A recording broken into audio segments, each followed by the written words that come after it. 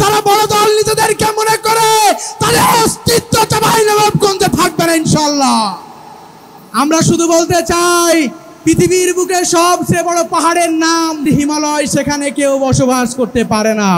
পৃথিবীর সবচেয়ে বড় এই প্রশান্ত মহাসাগরে মানুষ যদি খুব শখ করে এক গ্লাস পানি খাবে, এই লবণাক্ত পানি মানুষ খেতে পারে না, কারণ সেটা সুপেয় পানি নয়।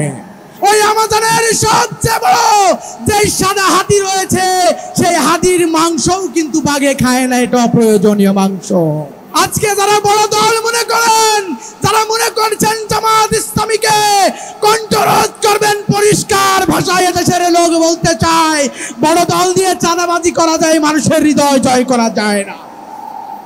আজকে তাদের দুর্নীতির কারণে, তাদের ক্ষমতার অ্যাক্সেস পাওয়ারের কারণে সারা বাংলাদেশের মানুষ আর আস্থা রাখছে না।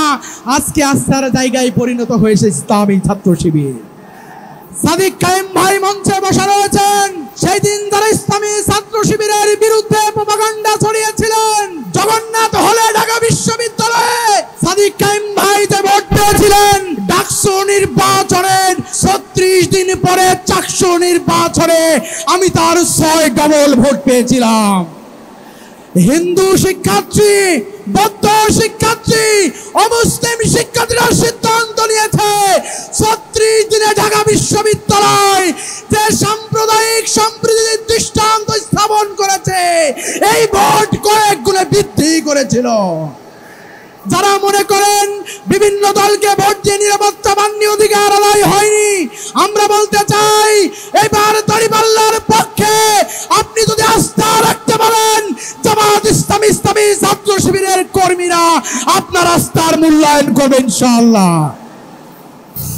আলহামদুলিল্লাহি রাব্বিল আলামিন, আসসালাতু ওয়াসসালামু আলা রাসূলিল কারীম ওয়া আলা আলিহি ওয়া সাহবিহি আজমাইন।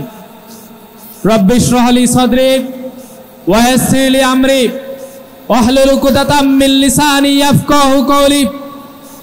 আজকের এই বিশাল জনসভায় উপস্থিত সম্মানিত রাজশাহী বিশ্ববিদ্যালয়ের সম্মানিত বাংলাদেশ ইসলামী ছাত্র শিবিরের কেন্দ্রীয় সভাপতি সহ এই চাঁপাইনবাবগঞ্জের সম্মানিত নমিনী বৃন্দ, আরো উপস্থিত আছেন অন্যান্য মেহমান বৃন্দ, আমার সামনে উপবিষ্ট চাঁপাইনবাবগঞ্জের শহীদি ময়দানের সম্মানিত ভাই ও বোনেরা, সবাইকে সংগ্রামী সালাম জানাই, আসসালামু আলাইকুম ওয়া রাহমাতুল্লাহ। এই চাঁপাইনবাবগঞ্জের কোরআন দিবসে শহীদ শীষ মোহাম্মদ নিজের জীবন বিলিয়ে দিয়ে বুঝিয়ে গেছেন, আমরা কখনো কোরআনের জন্য, আল্লাহর জন্য এই পৃথিবীর কোন অপশক্তিকে কোনোদিন ভয় করি নাই। বাংলাদেশের আপামর জনসাধারণ ইসলামকে যেভাবে ভালোবাসা শুরু করে দিয়েছে, ইসলামী আন্দোলনকে যেভাবে ভালোবাসা শুরু করে দিয়েছে, এই বিজয় ঠেকানোর সাধ্য কারো নাই।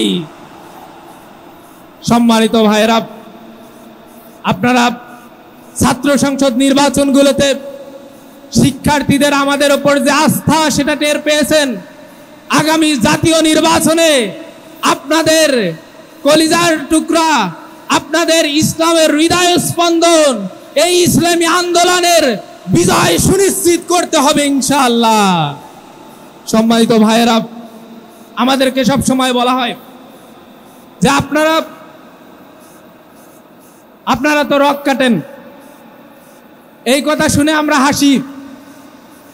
এই ন্যারেটিভ এতদিন পর্যন্ত বিল্ড আপ করার পরে আজকের এই যুগে এসে যখন সবাই দেখতেছে ছাত্র শিবিরের যারা জনশক্তি, ইসলামী আন্দোলনের যারা জনশক্তি, এরা রক্ত কোনোদিন কাটেই না, কাউকে ফুলের টোকা পর্যন্ত এরা দেয় না, কিন্তু এদের বিরুদ্ধে যারা যায়, এদের বিরুদ্ধে যারা কথা বলে, ইসলামী আন্দোলনকে যারা আঘাত করে, তাদের বিরুদ্ধে সর্বোচ্চ শক্তি দিয়ে আমরা প্রস্তুত থাকবো ইনশাআল্লাহ।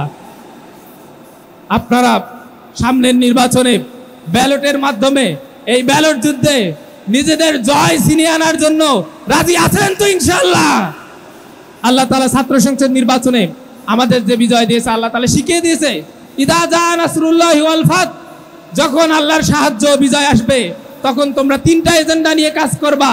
ফাসাব্বিহ বিহামদি রাব্বিকা ওয়াস্তাগফির। তাসবিহ, হামদ এবং ইস্তিগফার দিয়ে আমরা আমাদের জীবন পরিচালনা করব।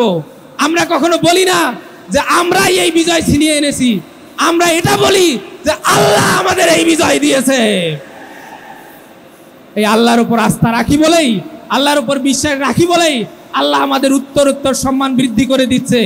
আর আমাদের বিরুদ্ধে যারা লেগে যাইতে যাচ্ছে, আমাদের বিরুদ্ধে যারা ভিডিও বানাচ্ছে, তাদের সেই ভিডিওই আমাদের প্রচারে কাজে লাগতেছে। আমরা কাজী নজরুলের সেই চিরাচরিত দুইটি বাক্য বলেই শেষ করব। উহারা চাহুক দাসের জীবন, আমরা শহীদি দরজা চাই। নিত্য মৃত্যু ভিতর আমরা মৃত্যু কোথায় খুঁজে বেড়াই। ওমা তৌফিক ইল্লা বিল্লাহ। আসসালামু আলাইকুম ওয়া রাহমাতুল্লাহ। এই পর্যায়ে আপনাদের সামনে বক্তব্য রাখবেন চট্টগ্রাম বিশ্ববিদ্যালয়ের মেধাবী ছাত্র, চট্টগ্রাম বিশ্ববিদ্যালয় কেন্দ্রীয় ছাত্র সংসদের নির্বাচিত ভিপি ইব্রাহিম হোসেন রনি ভাই। এ পর্যায়ে বক্তব্য রাখবেন চট্টগ্রাম কেন্দ্রীয় ছাত্র সংসদ নির্বাচিত ভিপি ইব্রাহিম হোসেন রনি ভাই। আলহামদুলিল্লাহ, আলহামদুলিল্লাহি রাব্বিল আলামিন ওয়াসসালাতু ওয়াসসালামু আলা রাসূলিল কারীম ওয়া আলা আলিহি ওয়া সাহবিহি আজমাইন।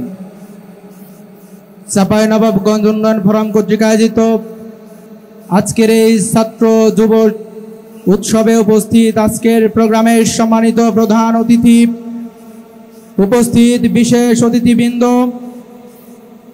এই আসনের বাংলাদেশ জামাত ইসলামী কর্তৃক যিনাকে মনোনয়ন দেওয়া হয়েছেন, আপনাদের এই জনপদের আলো বাতাসে যিনি গড়ে উঠেছেন,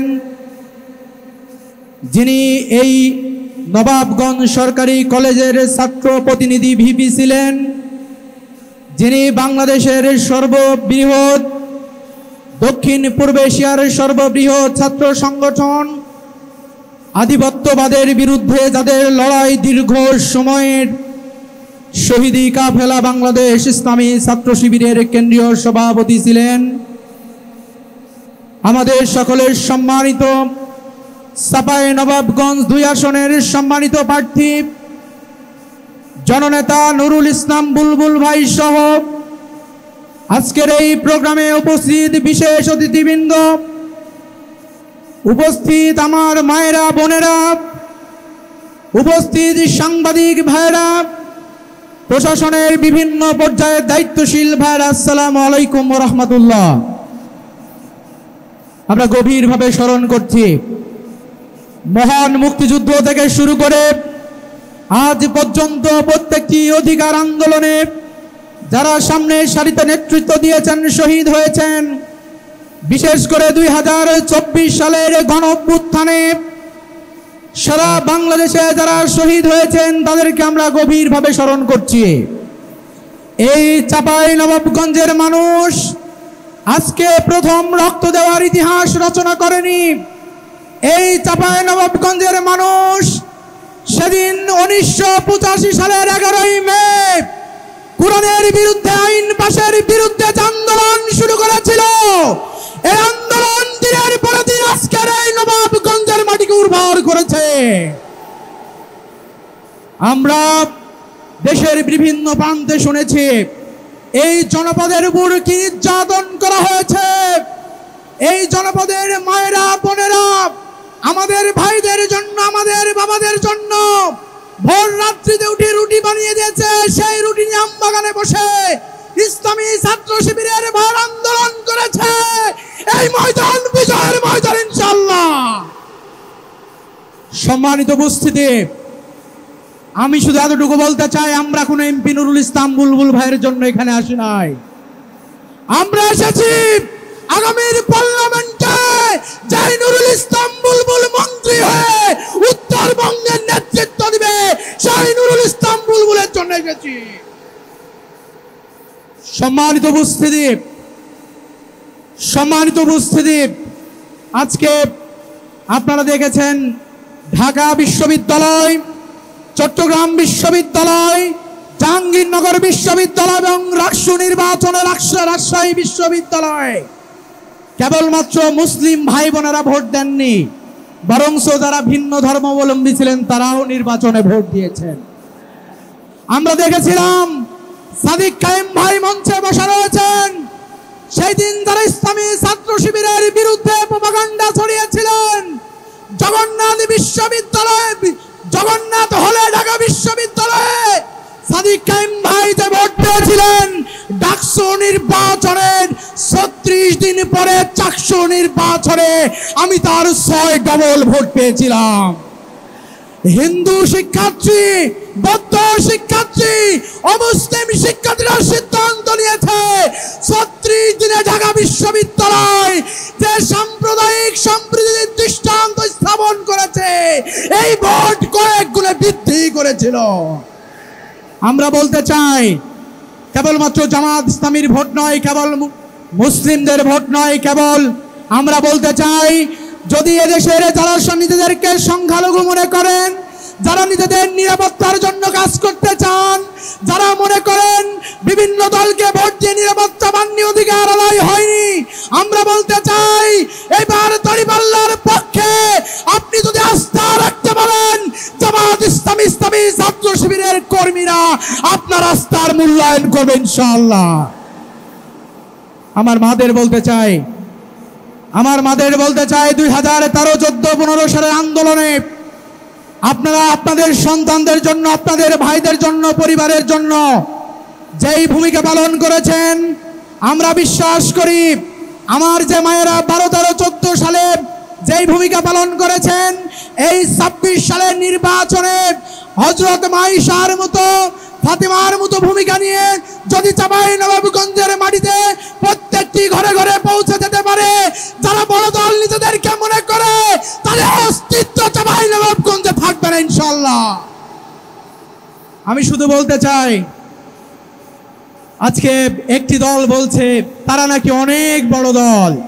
আমরা শুধু বলতে চাই পৃথিবীর বুকে সবচেয়ে বড় পাহাড়ের নাম এই যে আমাদের হিমালয়, সেখানে কেউ বসবাস করতে পারে না, কারণ বসবাসের উপযোগী কোনো পরিবেশ সেখানে নেই। আমরা বলতে চাই পৃথিবীর সবচেয়ে বড় যেই মহাসাগর, প্রশান্ত মহাসাগর, এই প্রশান্ত মহাসাগরে মানুষ যদি খুব শখ করে 1 গ্লাস পানি খাবে, এই লবণাক্ত পানি মানুষ খেতে পারে না, কারণ সেটা সুপেয় পানি নয়। আমরা বলতে চাই ওই আমাজনের সবচেয়ে বড় যে সাদা হাতি রয়েছে, সেই হাতির মাংসও কিন্তু বাঘে খায় না, এটা অপ্রয়োজনীয় মাংস।